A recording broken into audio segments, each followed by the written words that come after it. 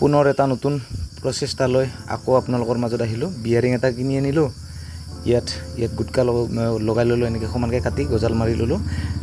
তাৰপিছত এইটো ইয়াত বাইকত মই লগাই দিলোঁ। এইটো বাইকৰ কাৰণে বনোৱা নাই, মই যিহেতু আগৰ ভিডিঅ'টোত যিটো ফুলৰ ট্ৰাপ আছে সেইটো ইপাৰ কেনেকৈ লৈ যাম সেইটোহে দেখাইছোঁ। এইটো বনাইছোঁ মই বাইকতো হ'ব এইটো কাম, বাইকতো এনেকৈ বাইকৰ কাৰণে কৰিব পাৰিব। মোৰ দুটা কাম, যিহেতু এইটো নিয়াৰ পিছত আৰু ইয়াৰ কাম নাথাকিব, তো মই বাইকৰ কাৰণে বনালোঁ। এইটো কাঠত এনেকৈ বিয়াৰিংটো লগাই পেলাই তলত লগাই দিলোঁ, লগাই ইয়াৰ যিটো ছাইডৰ গুটকা আছিল গুটকাটো ফ্ৰেমৰ এনেকৈ বনাই ল'লোঁ। লৈ ইয়াত এডাল ৰছীৰ সহায়ত এডাল মই যেতিয়া তাত লৈ যাম তেতিয়া মই ভালকৈ হেৰি কৰিম। যিহেতু এতিয়া ৰ'দত ওলাই দিলোঁ, ৰ'দত ওলাই দিয়াৰ কাৰণে অলপমান এইফালে জেগাটো অলপ চেঞ্জ কৰাৰ কাৰণে এইটো মই আজিতে বনাই দিলোঁ।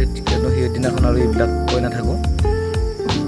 তো এনেকৈ লাহে লাহে মই সেইটো বিয়াৰিংটো এইফালে আছে, এনেকৈ লাহে লাহে এই ডাঙৰ বস্তু মই অকলে এই ঠাইৰ পৰা সিঠাইলৈ ছাইড কৰি দিলোঁ। আৰু এনেকৈ লৈ যাম মই তাতে মই অকলে নাথাকোঁ, আৰুতো মোৰ লগ থাকিব।